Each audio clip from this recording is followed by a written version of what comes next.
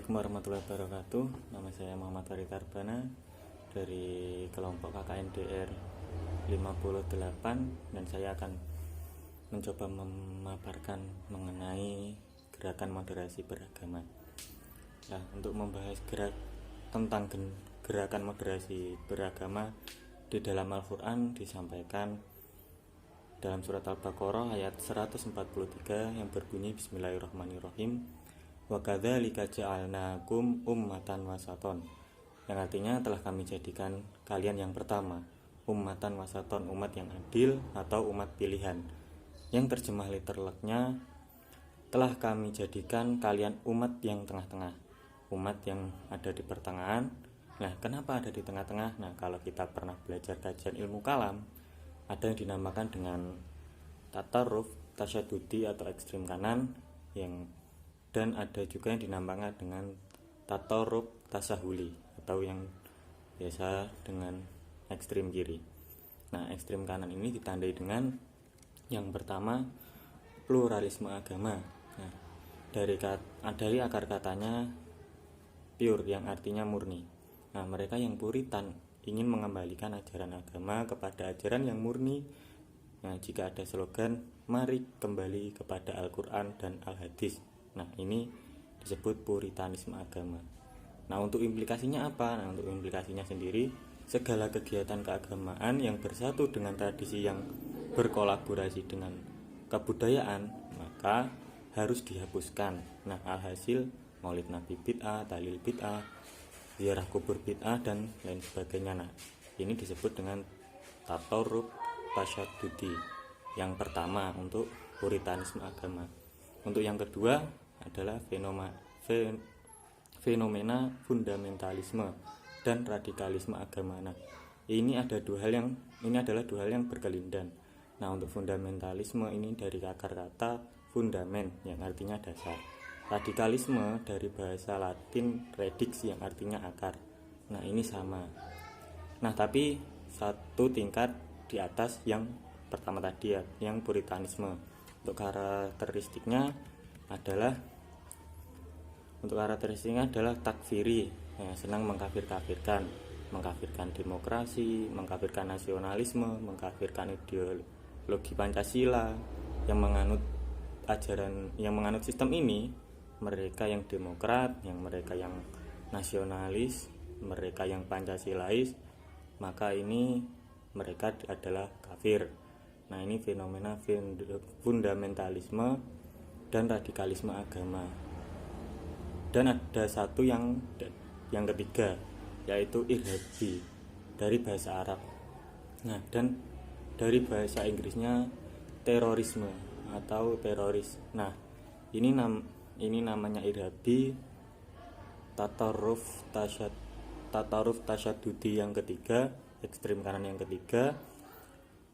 Dia biasa mengambil ayat Al-Quran surat Al-Maidah ayat 44 yang berbunyi Bismillahirrahmanirrahim, wa malam yahkum bima anzalallah fa ulaika humul kafirun, yang artinya mereka yang tidak berhukum dengan hukum Allah, maka mereka kafir. Lalu halal darahnya. Nah, alhasil adanya pengeboman, itu terorisme. Nah, ini adalah tatarruf tasyadudi yang ekstrim kanan yang ketiga. Nah, ada ekstrim kiri yang namanya tatarruf tasahuli, biasa ditandai atau disebut liberalisme yang dari akar kata to liberate yang artinya membebaskan. Nah, sedangkan kalau agama itu kan, kalau kita Islam itu kan artinya tunduk. Nah, sedangkan di sini di tatarruf tasahuli menggampang-gampangkan. Nah, agama itu digampang-gampangkan, tapi jangan digampang-gampangkan. Nah, lalu di mana posisi gerakan moderasi beragama? Apa sikap? Apa tidak punya sikap? Nah, untuk diantara yang kanan atau yang kiri, tentu saja kan gerakan moderasi beragama ini berpegang teguh kepada kebenaran, akan tetapi sikapnya yang pertama tasamuh, penuh toleransi. Yang kedua tawasud, dan iktidal yang berpegang teguh kepada keadilan, yang ketiga tawazun, yang artinya seimbang. Nah, maka orang yang moderat itu yang pertama, ketika ia bertegur sapa dengan yang lain, maka dia senyum. Dalam hadis pernah disebutkan tabassumu kawajihi akhika sodakoh, senyummu kata Nabi yang kau lemparkan kepada saudaramu adalah sodakoh.